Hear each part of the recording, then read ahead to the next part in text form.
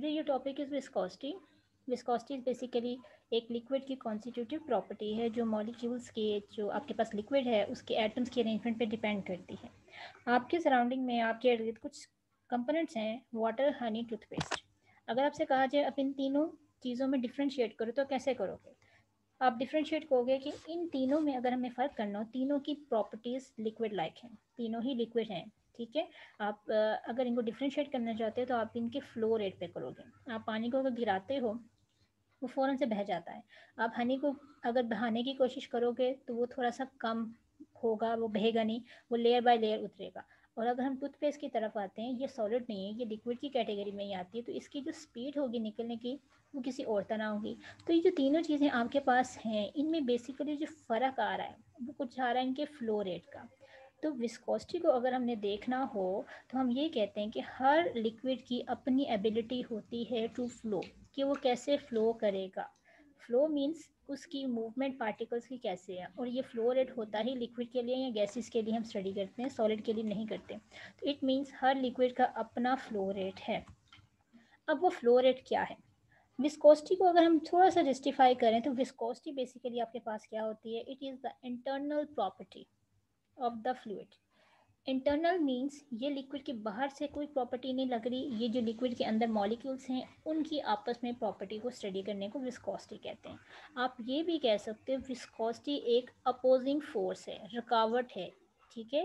रुकावट कैसे है? जैसे आपके पास इस पिक्चर में आपके पास एक अरेंजमेंट दिखाई हुई है जिसमें उसने कहा है कि मॉलिक्यूल्स आपस में लिक्विड के या फ्लूइड्स की इस तरह अरेंज हैं कि लेयर बन रही है, एक के ऊपर एक मॉलिक्यूल आ रहा है। तो ये जब एक के ऊपर एक मॉलिक्यूल आ रहा है तो इस पिक्चर में आपके पास 3 लेयर्स बन रही हैं। तो ये जो 3 लेयर्स आपको नज़र आ रही हैं, ये लेयर्स क्या शो कर रही हैं कि ये जब मूव करेंगी ना तो ये एक दूसरे की मूवमेंट को अपोज करेंगी, ठीक। अपोज मीन ये एक दूसरे से टकराएंगी। जब ये टकराएंगी तो जब चीज़ टकराती है, दो बॉडीज आपस में रगड़ खाते हैं तो फ्रिक्शनल फोर्स उसमें लगती है।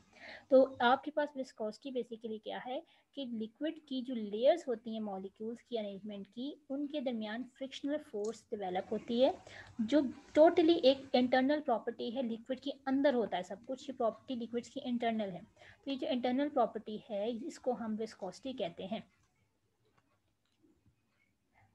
और दूसरा आपके पास अगर आपसे कहा जाए सरफेस टेंशन और विस्कोसिटी में क्या फ़र्क है, तो सबसे पहला डिफरेंस आपने ये याद रखना है कि जो सरफेस टेंशन होती है basically surface tension is the property which is आपके पास कैसी प्रॉपर्टी है जो सरफेस के ऊपर सिर्फ लगती है, ठीक। तो इसका मतलब जो सरफेस हम उस वक्त स्टडी कर रहे होंगे वो उस टाइम के लिए वो रेस्ट पे होगी, सरफेस नहीं मूव कर रही होगी, सरफेस की जो पार्टिकल्स हैं वो मूव करें। सरफेस जो एरिया आपका बना वो तो वही एरिया रहेगा ना। तो इसका मतलब सरफेस टेंशन अप्लाई हम तब करते हैं ज़्यादातर जब लिक्विड की मूवमेंट रेस्ट पे होती है, और विस्कोसिटी को हम तब लेते हैं जब हम किसी भी फ्लूइड को फ्लो करवाते हैं। तो सबसे मेजर डिफरेंस इन दोनों का ये है। नेक्स्ट हमारे पास इन दोनों का डिफरेंस ये है कि viscosity is the opposing force, एक अपोज करने की पावर है, जबकि सरफेस टेंशन में हमने पढ़ा हुआ है कि surface tension is the inward pull, वो अट्रैक्शन फोर्स है, ये अट्रैक्शन में जा रही है, वो अपोजिंग में जा रही है।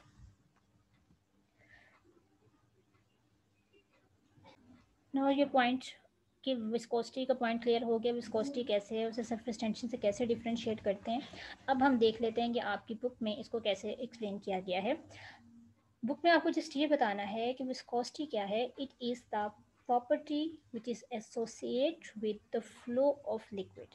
ये वो प्रॉपर्टीज़ है जो फ्लो रेट पे डिपेंड करती है, और फ्लो रेट्स क्या है, हर लिक्विड का अपना होता है।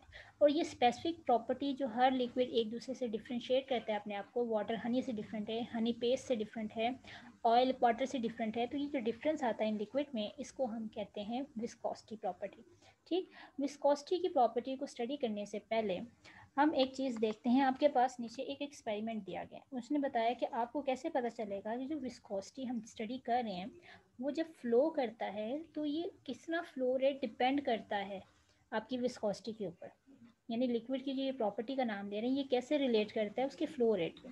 तो सबसे आसान सी एग्जांपल है, उसने कहा आपके पास एक सिलेंड्रिकल पाइप है, ठीक है, एक नैरो सी ट्यूब है आपके पास। अब आपको पता है आप घर में जिस पाइप से पानी देते हैं, आप उस पाइप को ही देख लो, वो आगे से स्फेरिकल इन शेप होता है। तो वो आपके पास फ्रंट कुछ इस तरह से दिखा रहे हैं इस डायग्राम में। अब वो डायग्राम में आपसे कह रहा है कि ये आपके पास जो नैरो ट्यूब है इसमें उसने कुछ एरोज दिए हुए हैं। ये जो एरोस आपको नज़र आ रहे हैं ना, ये एरोस बेसिकली क्या शो कर रहे हैं, ये एरोस ये एग्जिबिट कर रहे हैं कि आपके पास यहाँ से लिक्विड का फ्लो रेट आ रहा है। ठीक है, ये एरोस आप इस तरफ फेस डाल लोगे तो आपको ज़रा कन्फ्यूजन कम होगी। क्लियर? तो ये जो एरोस आपके पास लगे हुए हैं ये शो कर रहे हैं कि लिक्विड की मूवमेंट जो है आपकी पाइप के तो दोनों एजेस स्फेरिकल होते हैं, तो आपके पास क्या है, ये इसके तरफ मूव करें, from left to right move करें। अब वो कहता है कि आप थोड़ा सा गौर करें तो आप देखेंगे यहाँ पे एरोस आपके पास क्या रेट आ रही है, एरोस जो आपको शो करें फ्लो रेट करें, जो उस पाइप की या उस ट्यूब की बाउंड्री के बिल्कुल पास लेयर होगी वो बिल्कुल स्लो रेट की होगी। जितना फासला इसकी बाउंड्री से दूर होता जाएगा उतना लिक्विड का फ्लो रेट इंक्रीज करता जाता है। उसकी वजह ये है क्योंकि बाउंड्री के पास जो एटम्स की लेयर जाएगी पानी के या जो भी लिक्विड फ्लो करवा रहे हैं वो इससे बार बार रगड़ खाएंगे, वो बार बार इस बाउंड्री के साथ टकराएंगे। जब ये बार बार इसके साथ टकराएंगे तो फ्रिक्शन की वजह से ये लिक्विड यहाँ पे इसकी फ़्लो करने की जो कैपेसिटी है वो कम हो जाएगी। इट मीन्स फ़्लो करने की कैपेसिटी कम है तो ये थोड़ा सा थिक फील होगा। जब चीज़ थिक फील होती है उससे हम कहते हैं ये गाढ़ा है। तो गाढ़े का मतलब होता है आपके पास कि ये विस्कस है।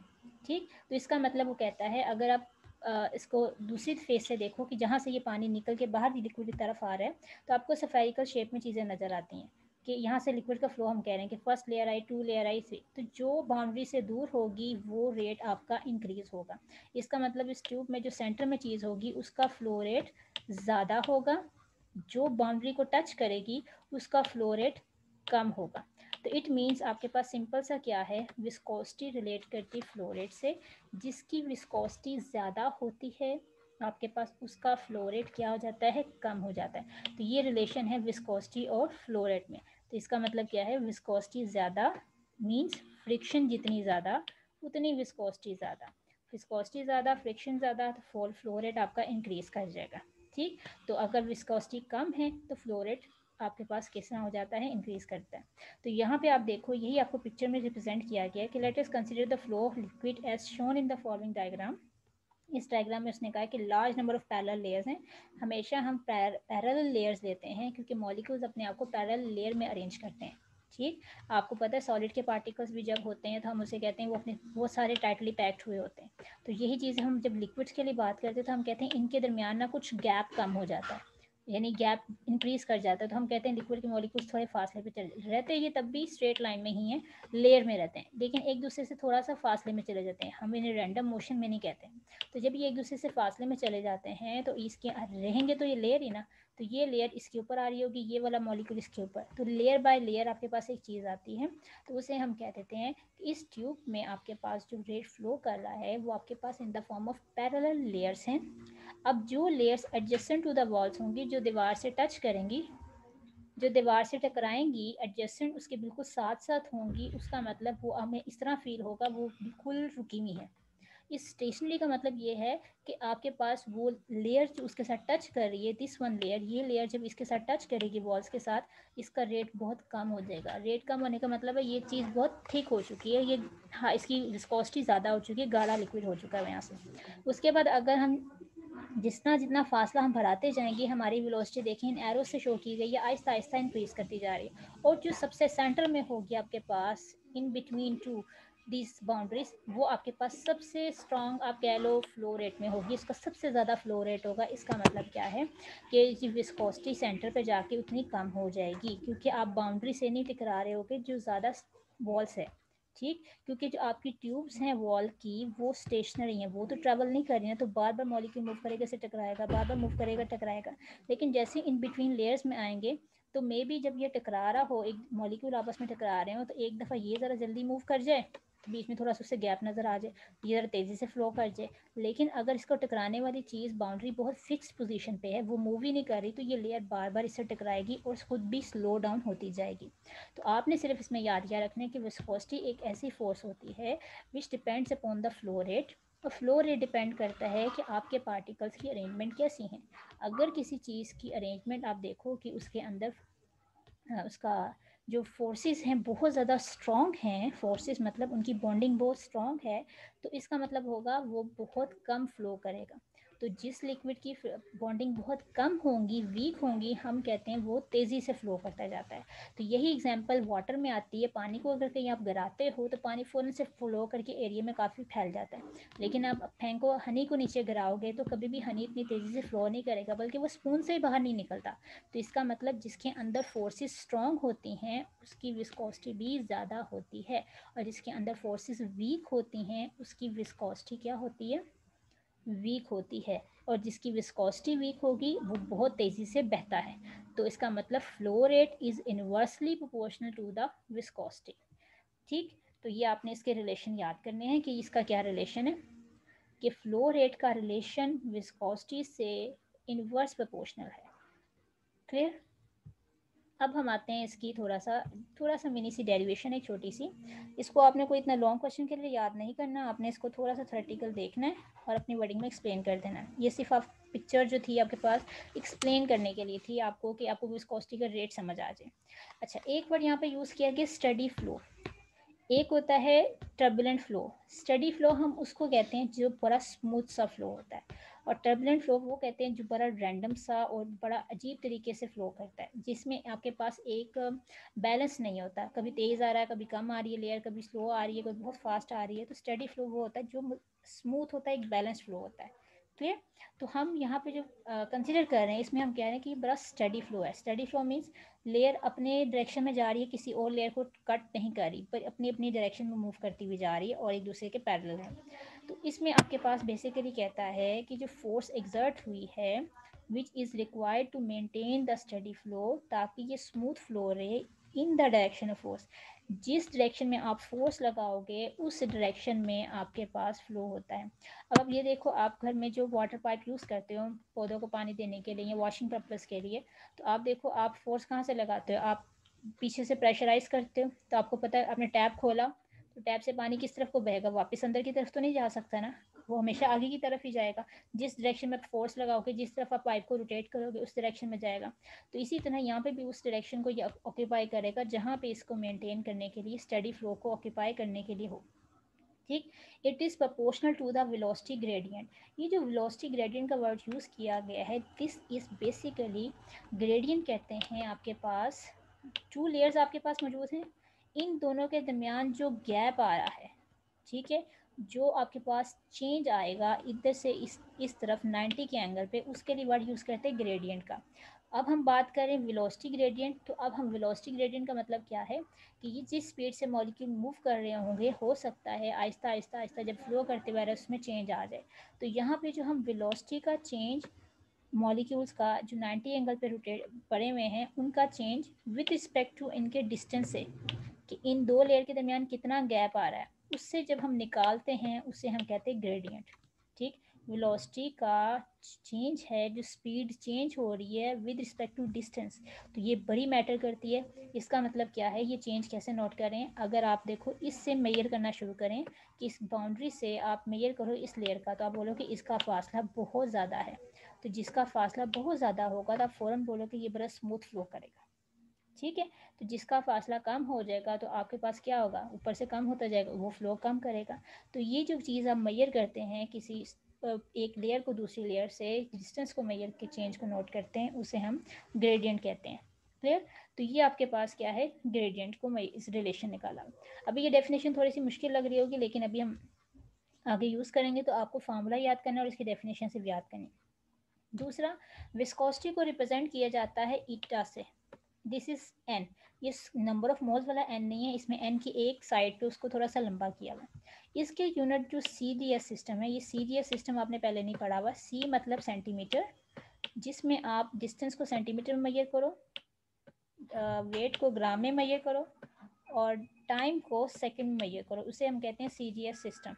तो ये जो CGS सिस्टम है, इसमें विस्कोसिटी के जो यूनिट हम इस्तेमाल करते हैं वो है ग्राम पर सेंटीमीटर पर सेकेंड। अब ये यूनिट कैसे आएंगे ये हम आगे से ड्राइव भी करेंगे। और इसका दूसरा कॉमन नेम है पॉइस। ठीक। इसके यूनिट हैं पॉइस, POISE, पॉइस इसके यूनिट हैं। तो आपने इस टॉपिक में क्या याद करना है कि विस्कोसिटी क्या होती है, विस्कोसिटी का डेरिवेशन जो आगे आप करेंगे, और इसका यूनिट्स क्या हैं, और यूनिट्स हम किस में कैलकुलेट करें, CGS सिस्टम में, और नॉर्मली पॉइस ही इसके यूनिट लिए जाते हैं। चलिए अब आप इसकी डेरिवेशन देखते हैं। डेरिवेशन के लिए सबसे पहले तो आपको शो किया गया है देयर इज सम एरिया। अब ये एरिया किसका है?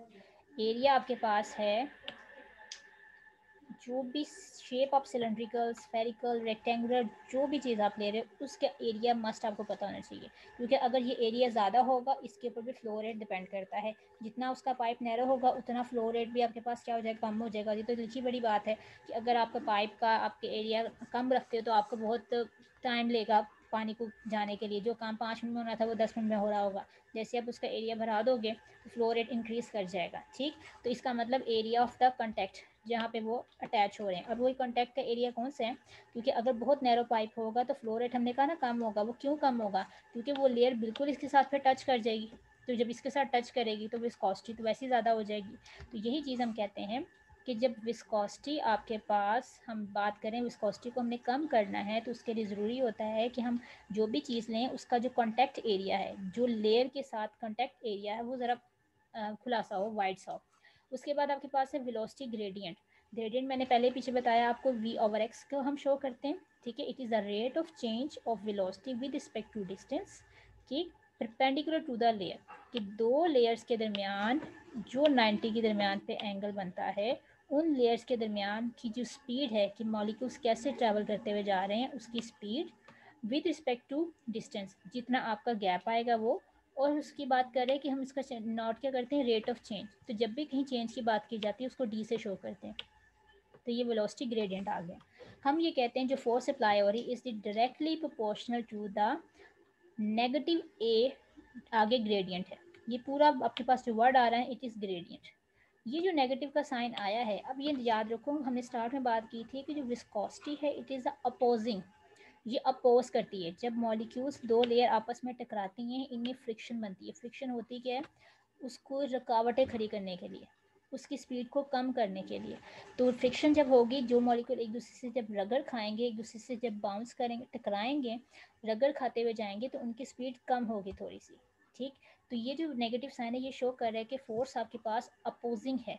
ठीक, रिटार्ड कर रही है एक दूसरे की मोशन को, एक दूसरे की मूवमेंट को रिटार्ड कर रही है, रोकने की कोशिश कर रही है, रेजिस्ट कर रही है। तो ये नेगेटिव साइन ये शो कर रहा है। तो जब आप इसमें से प्रोपोर्शनैलिटी का साइन हटाते हैं तो हमारे पास एक कांस्टेंट आता है जिसको हम ईटा के नाम से कहते हैं।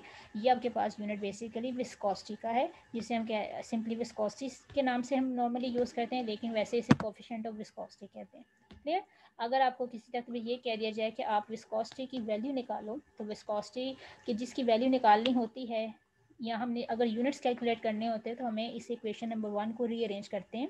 आपके पास ये देखो, ये एरिया यहाँ पे मल्टीप्लाई और दूसरी तरफ जाके क्या हो जाएगा, डिवाइड।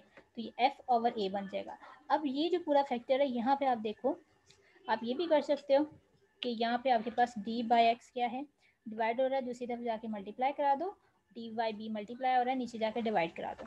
दोनों तरह से इक्वेशन सही है, जो आपकी बुक में यहाँ भी लिखी हुई है और जो ऊपर भी दी हुई है।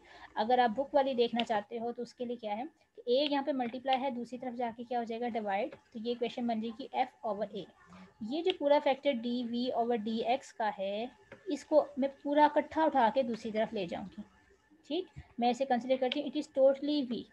फॉर एग्जाम्पल मैं कह देती हूँ, यहाँ पे आपके पास लिखा है F is equal to minus eta. तो ये ए और मैं उसको लेट कर लेती हूँ सिर्फ वी है। तो ये दोनों फैक्टर यहाँ पे मल्टीप्लाई हो रहे हैं, दूसरी तरफ जाके क्या हो जाएंगे, एफ के नीचे जाके क्या हो जाएंगे, डिवाइड। तो इक्वेशन आपकी क्या बन जाएगी, ए ओवर साथ वी, और साइड पे आ जाएगा ईटा, और मैं नेगेटिव को भी उधर ले जाऊंगी तो negative F A over V. तो जो वी की वैल्यू वो क्या है, D V over D X. तो मैंने उसको सिर्फ समझाने के लिए इसको वी सपोज किया कि अगर मैं इस पूरे फैक्टर को इकट्ठा लेके जाऊंगी तो मैं उसको डिवाइड ही करूंगी। तो दिस इज़ द एन। तो इसमें आपने डेफिनेशन याद करनी है, आपने इसका फॉर्मूला याद करना है, आपने इसके यूनिट्स याद करने हैं। ठीक, और ये छोटी सी डेरिवेशन अगर आ गई तो ठीक है, अदरवाइज फॉर्मूला, डेरिवेशन का छोटा सा ये वाला पार्ट, और आपने इसकी डेफिनेशन याद करनी है।